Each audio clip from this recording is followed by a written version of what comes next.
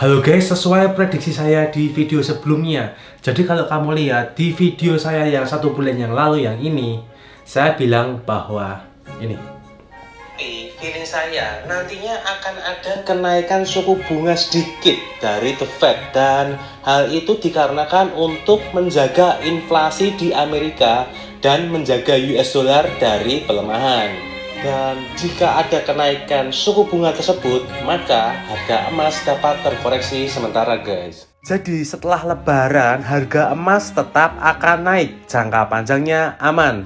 Tapi dalam bulan depan ini ada kemungkinan untuk turun guys, terkoreksi sementara. Kamu bisa lihat itu, saya ada prediksi di 1 bulan yang lalu itu di menit 5 detik ke 47 kamu bisa dengerin bahwa saya sudah bilang, yaitu The Fed sendiri mengeluarkan berita bahwa dia akan menaikkan suku bunga dan harga emas juga turun terkoreksi. Jadi sudah sesuai prediksi yang saya upload 11 Mei 2021 bahwa setelah lebaran akan naik.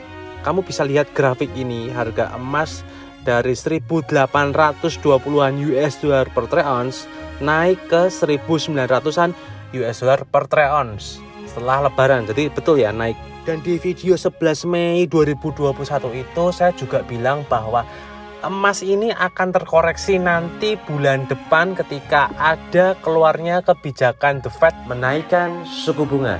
Dan itu betul langsung membuat harga emas terkoreksi turun hingga 1780-an US dollar per troy ounce ketika keluar berita tersebut. Jadi sudah sesuai prediksi saya guys. Dan hal tersebutlah yang membuat harga emas terkoreksi turun sampai harga saat ini guys. Itu tadi faktor dari luar negeri yang mempengaruhi harga emas. Lalu bagaimana dengan berita dalam negerinya? Yaitu menyangkut dengan tax stimulus yang akan ada di Indonesia. Apa hubungannya dengan harga emas nantinya? Bagaimana penjelasannya? Tonton sampai selesai.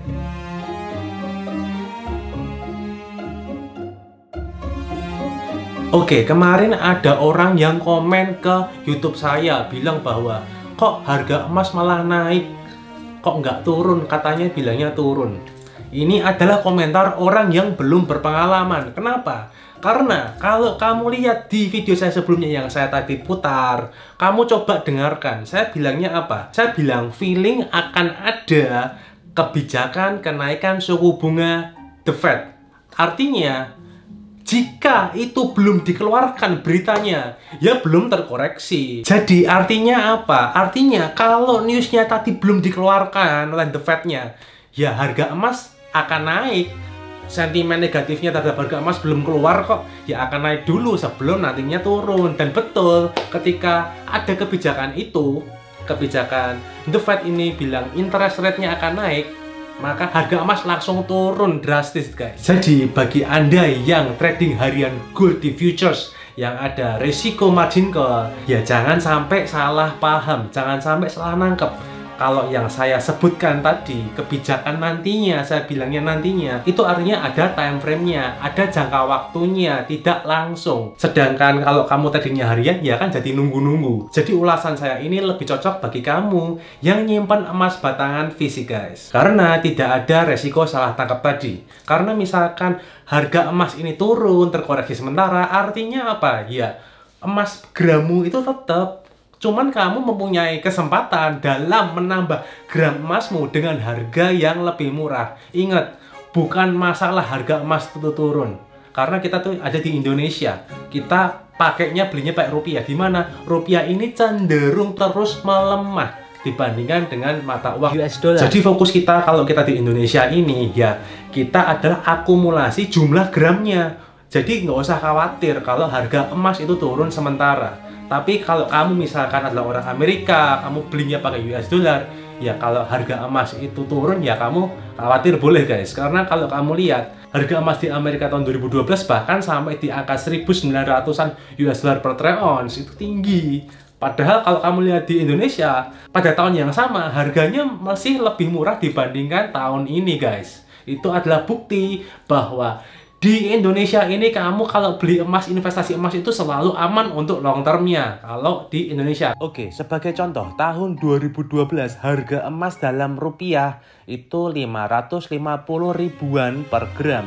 Sedangkan di dalam US dollar tahun 2012 itu sekitar 1.900-an US dollar per troy ounce. Padahal sekarang 2021 harga emas per saat video ini dibuat, harga emas di sekitar 850 ribuan per gramnya. Jadi dalam rupiahnya itu naik dibandingkan tahun 2012. Tapi kalau dalam US dollarnya saat ini itu tahun 2021 di angka 1.780-an US dollar per troy ounce, yaitu lebih rendah dibandingkan tahun 2012. Hal itu dikarenakan rupiah pada saat tahun 2012 lebih kuat dibanding tahun ini, yaitu kurs rupiah US dollar pada tahun 2012 sekitar di level 9.100-an. Sedangkan tahun ini 2021 kurs US dollar rupiah ini berada di 14.400-an. Jadi rupiah ini terus melemah terhadap US dollar. Itulah yang membuat kalau kita investasi emas, ya itu kita juga investasi ke US dollar juga sebenarnya. Dan kalau Anda ini mau beli US dollar itu membutuhkan underlying. Hanya terbatas, sulit. Kalau belinya sedikit itu malah lebih mahal. Jadi emas ini cocok untuk investasi kalau kamu di Indonesia. Karena ketika rupiah melemah misalkan terhadap US dollar dan harga emas per USD per troy ounce ini misalkan sama. Artinya kita membeli harga emas ini kalau pakai rupiah itu harga emasnya akan naik. Tolong bantu saya dengan tekan tombol like dan berikan komen untuk tanda dukungan kamu untuk channel ini agar terus berkembang. Sehingga semakin banyak teman-teman yang terbantu dengan channel ini. Terima kasih banyak ya. Bagi kamu yang belum subscribe dan bunyikan loncengnya, langsung subscribe dan bunyikan loncengnya sekarang. Karena saya tuh tidak selalu upload tuh video kayak gini. Saya terkadang itu buat harus update. Caranya klik di komunitas atau community itu di tabnya. Klik aja, dimana saya akan update menurut grafik analisis pergerakan harga emasnya ini range-nya di berapa akan kemana. Saya itu memberi info itu di sales update ya. Jadi bagi kamu yang belum subscribe dan bunyikan loncengnya, langsung subscribe dan bunyikan loncengnya. Oke, selanjutnya kita bahas faktor dalam negerinya. Di Indonesianya bagaimana? Kemungkinan nantinya akan ada tax stimulus atau stimulus pajak. Dan beberapa orang menyebutnya tax amnesty. Padahal istilahnya itu belum tentu tax amnesty. Entah apapun istilahnya, ya ini intinya adalah stimulus tax. Kalau dari wacananya sampai saat ini itu istilahnya bukan tax amnesty ya istilahnya. Tapi intinya bukan masalah nanti namanya apa atau istilahnya apa, tapi adalah esensinya seperti ini. Jadi intinya apapun nanti istilahnya, intinya ini adalah stimulus pajak. Kenapa ini kok diadakan? Karena untuk menaikkan income di perpajakan, karena income-nya itu under sekali. Nah, kenapa income-nya mau dinaikkan? Dikarenakan ya sekarang ada pandemi, negara butuh dana. Tahun lalu negara Indonesia kita ini sudah mengeluarkan banyak sekali dana buat vaksin, buat subsidi, buat bantuan sosial. Banyak dana-dana yang dikeluarkan. Belum lagi tahun kemarin ada subsidi tax juga. Bahkan Indonesia barusan per hari ini menambah hutangnya 13 triliun untuk menangani COVID. Dan proyek negara yang masih jalan pun juga masih banyak guys. Dan ini merupakan win-win solution bagi negara dan bagi orang yang punya duit. Kenapa? Karena bagi orang yang punya duit, mau spend kan nggak bisa kalau belum declare. Dan ini adalah kesempatan bagi mereka yang mau declare, hukumannya itu diringankan atau dihapuskan. Kita belum tahu pastinya apa, kira-kira seperti itu. Sehingga orang-orang yang berduit tadi yang belum declare akan memberikan uangnya ke negara dengan mengikuti program stimulus tax tadi, sehingga itu menjadi tambahan income negara yang dapat digunakan untuk melanjutkan subsidi-subsidi yang ada tadi guys. Dan tax stimulus ini sudah santer terdengar di berita-berita itu sudah banyak, jadi ini sudah pasti ya guys. Cuma nanti nama istilahnya apa itu tidak begitu signifikan, yang penting adalah itu stimulus. Jadi bagi yang berduit dan belum declare hartanya 100%, ya diharapkan setor ya. Karena apa? Karena buat win-win solution untuk negara tadi guys. Tax amnesty atau pengampunan pajak adalah sebuah kesempatan berbatas waktunya bagi kelompok wajib pajak tertentu untuk membayar pajak dengan jumlah tertentu sebagai pengampunan atas kewajiban membayar pajak, termasuk dihapuskannya bunga dan denda yang berkaitan dengan masa pajak sebelumnya tanpa takut penuntutan pidana. Dan kalau kita lihat mundur, kita lihat tax amnesty yang lalu itu jaraknya dengan yang saat ini itu termasuk dekat guys. Ini cukup aneh. Karena apa? Ya karena pandemi, negara butuh uang, ya mau nggak mau ya harus seperti ini guys. Dimana kalau kita lihat ketika wacana tax stimulus ini keluar, itu sudah direspon baik oleh IHSG di bulan-bulan yang lalu guys. Apalagi nantinya kalau sudah diketok dan sudah berjalan dengan lancar atau ini sukses, itu dapat membuat IHSG lebih oke lagi dan membuat rupiah bisa menguat sampai ke level sekitar 13.900-an guys. Kalau program tax stimulus ini berhasil atau sukses guys. Tapi kali ini berita yang keluar nantinya lebih duluan dari Amerika dulu tentang taper tantrum, baru dilanjut tax stimulus di Indonesia. Jadi takutnya 13.900 kursi rupiah USD ini tidak kena. Jadi lebih ke kalau ini tidak ada tax stimulus di Indonesia atau respon dari pemerintah menghadapi program US taper tantrum tadi, rupiah bisa tertekan mendekati 15.000. Makanya respon itu nanti untuk menjaga stabilitas rupiah supaya market bisa berputar lagi. Orang yang berduit biar bisa spending lagi.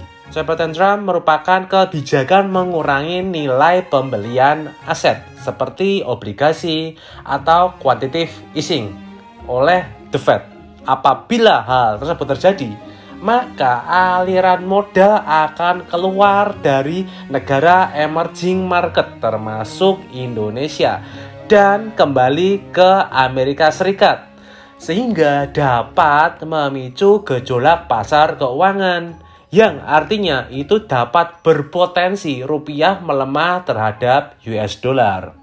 Selain itu, jika tax stimulus ini berhasil, ini dapat membantu menggerakkan atau meningkatkan perekonomian. Kenapa? Karena yang dapat menggerakkan perekonomian ini adalah spending dari orang-orang yang berduit. Dan kalau orang-orang berduit ini tidak declare hartanya, tidak bisa spending guys. Artinya ketika dia declare program dari tax stimulus tadi, dia bisa spending akhirnya, sehingga dapat menggerakkan perekonomian. Jadi tax amnesty ini selain mendapatkan income ke negara, dia juga dapat memulihkan kondisi perekonomian, dapat membantu meningkatkan perekonomian. Karena ya tadi, spending inilah yang dapat membantu menggerakkan roda perekonomian lebih lagi guys. Dan kalau kita lihat, pandemi ini membuat spending menjadi turun. Padahal yang dapat menggerakkan market adalah spending. Jadi hubungan antara tax stimulus ini dengan harga emas adalah ketika rupiah nantinya menguat karena keberhasilan tax stimulus ini, membuat kita dalam membeli emas bisa lebih murah karena kita kan belinya pakai rupiah. Ketika kalau rupiahnya menguat, maka harga US dollar per troy ounce-nya atau harga emasnya ini itu dapat kita beli dengan harga yang lebih murah walaupun gold spotnya sama guys. Atau bahasa mudahnya, bahasa Jawanya, rupiah menjadi lebih aji. Pembukaan emas pada tanggal 17 Juni 2021 di angka 1.822 US dollar per troy ounce. Emas mencapai titik terendah di angka 1.772 US dollar per troy ounce dan penutupannya di tanggal 17 Juni 2021 di angka 1.786 US dollar per troy ounce. Emas menunggu sentimen positif untuk mencapai angka 1.806 US dollar per troy ounce. Jika emas mencapai 1.806 US dollar per troy ounce, maka akan mencoba ke angka 1.825 US dollar per troy ounce dan targetnya di angka 1.842 US dollar per troy ounce. Sedangkan jika emas gagal mencapai 1.806 US dollar per troy ounce, maka emas akan mencoba ke $1.780 per troy ounce dengan batas bawahnya di angka $1.757 per troy ounce. Kalau kamu suka video seperti ini, langsung like aja dan komen supaya saya tahu. Dan kalau ada pertanyaan langsung komen juga ya, nanti akan saya jawab. Thank you for watching and see you on the next video.